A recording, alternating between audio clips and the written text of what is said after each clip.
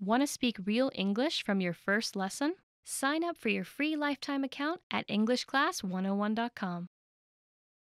Hi everybody, my name is Alicia, and today I'm going to give a short explanation of some basic uses of the present perfect tense. So let's begin.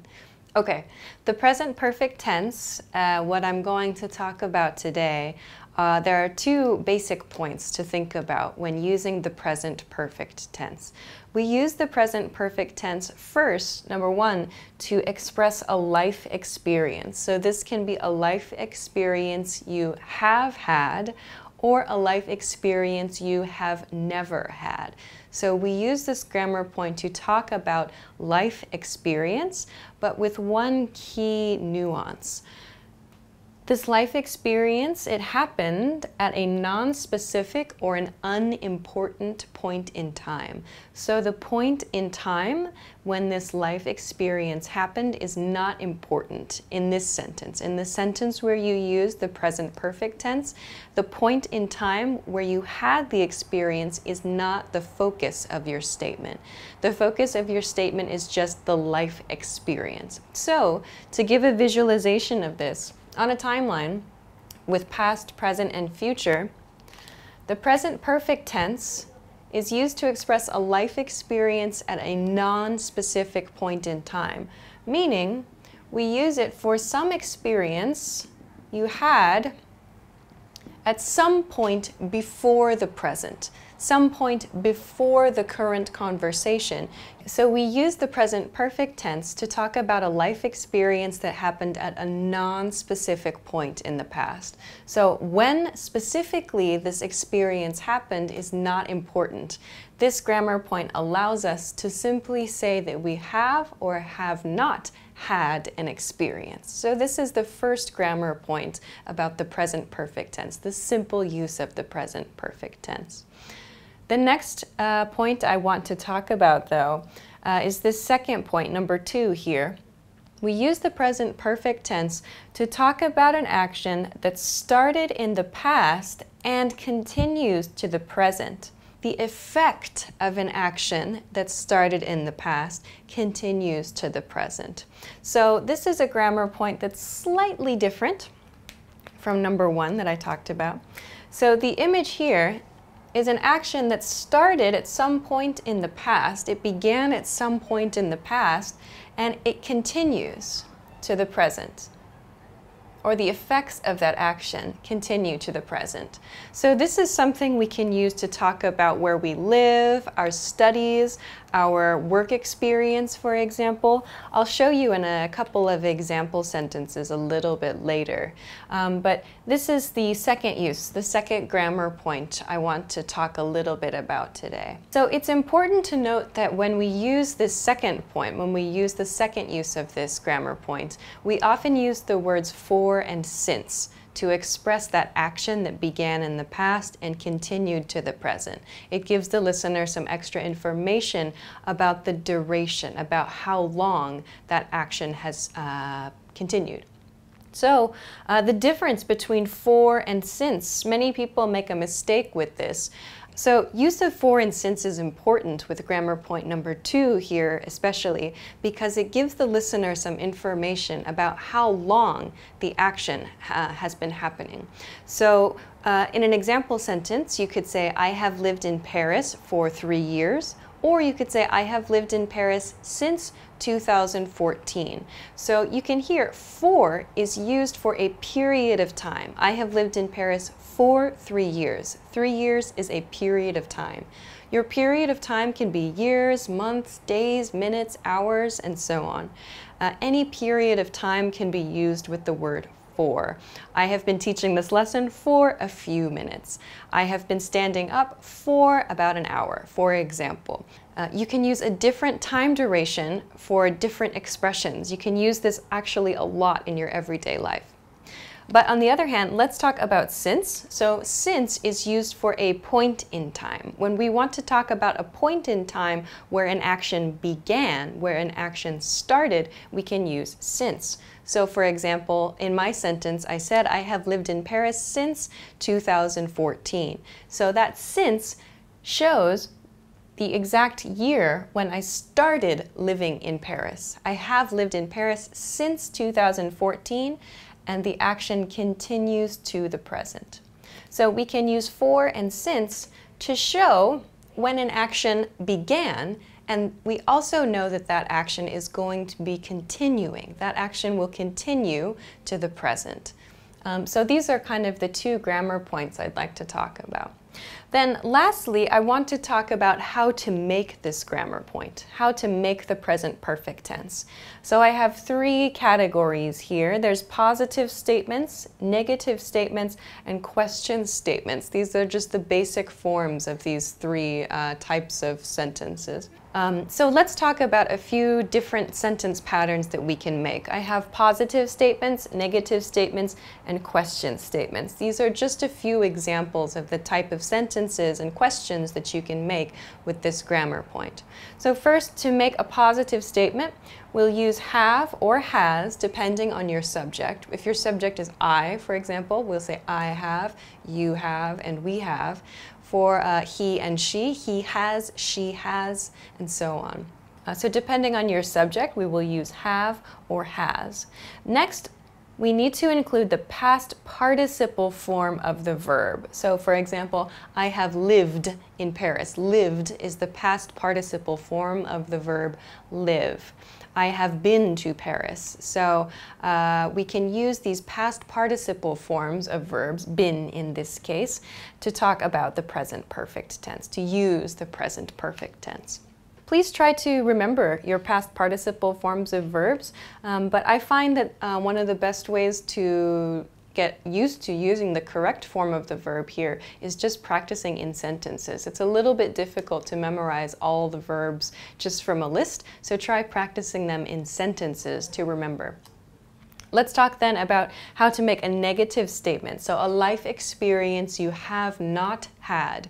This is the sentence pattern that you can use to describe that. So again, depending on your subject, use have or has. I have, he has, and so on.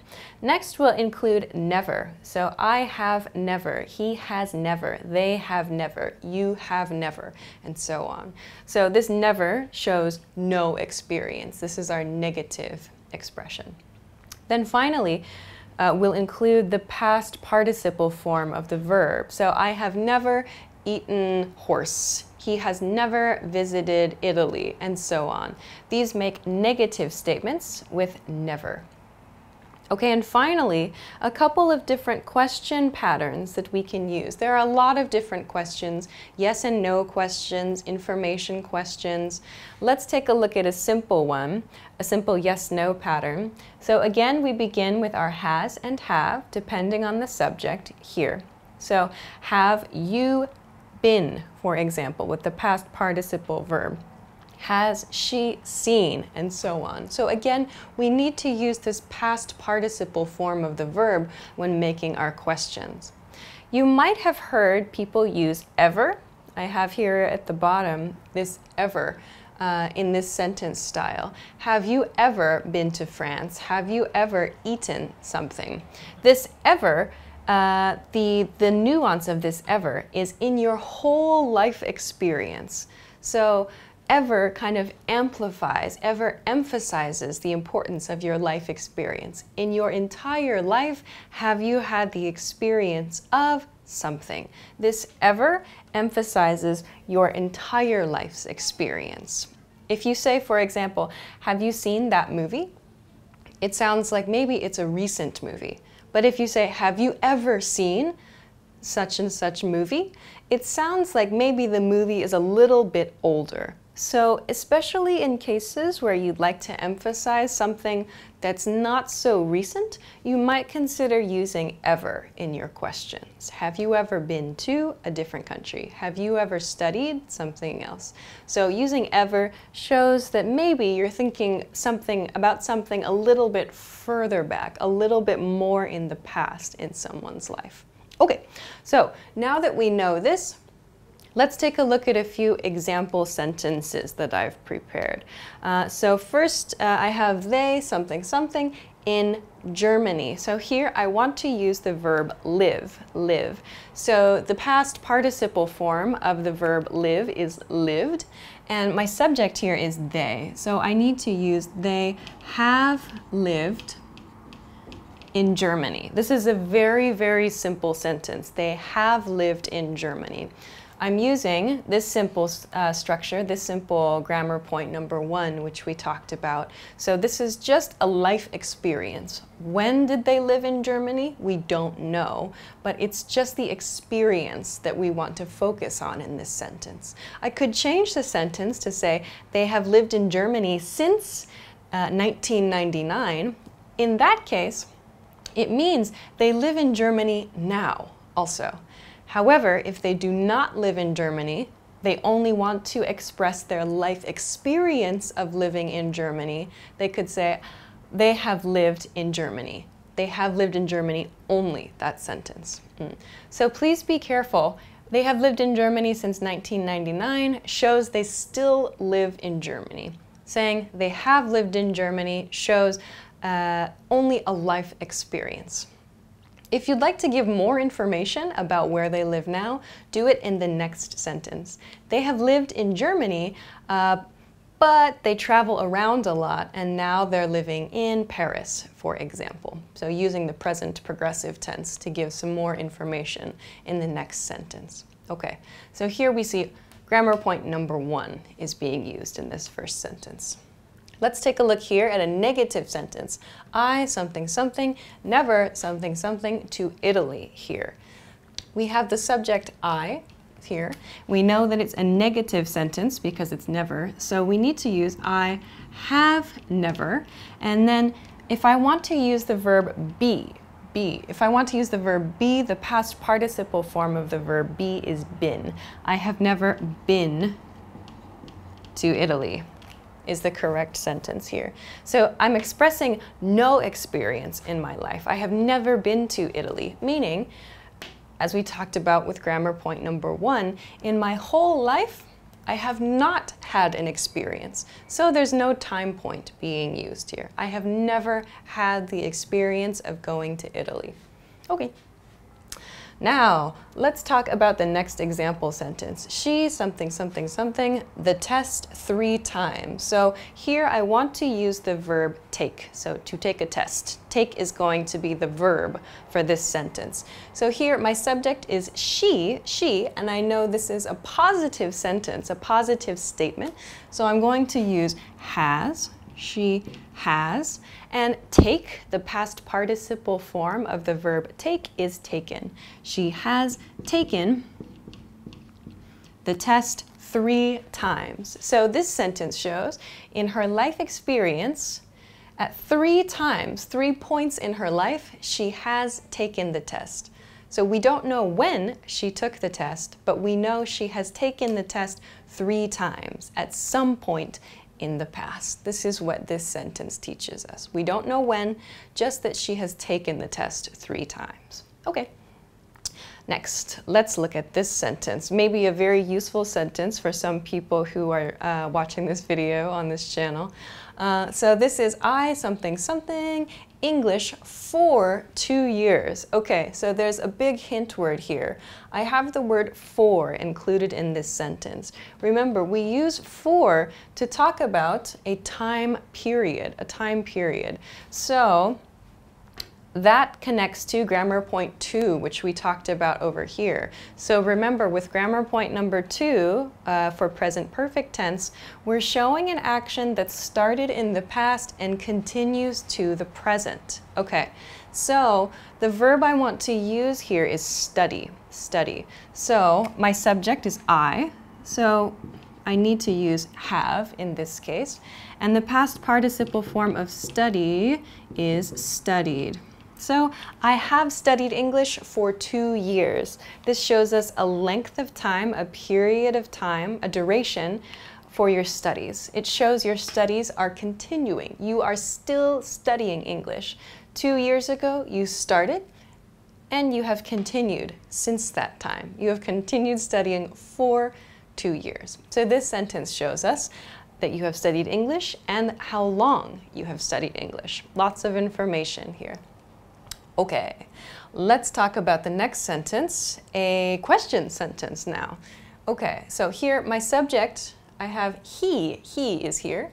So I know that because the subject of the sentence is he, I need to begin my question with has. Has he something something? So here I want to use the verb take. Take out the trash is sort of a set phrase. So the past participle form of take is taken. Has he taken out the trash? Meaning, perhaps today, at some point, has he taken out the trash? So maybe we don't know when, and when he took out the trash is not important. Just has he finished the task at some point today? So we use the present perfect tense for that.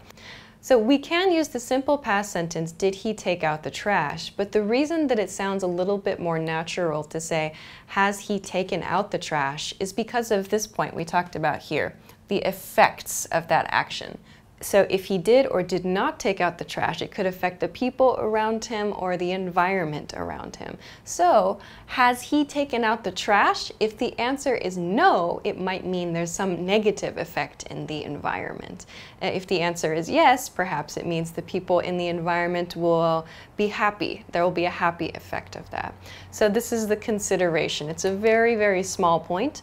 If you ask, did he take out the trash? It's okay to use. But keep in mind though, you may hear people say, has he taken out the trash as well? And this is the reason why. The effect of taking out the trash is what's kind of the nuance of this expression. Great, so let's talk about the next example sentence. Which country something something use something something to?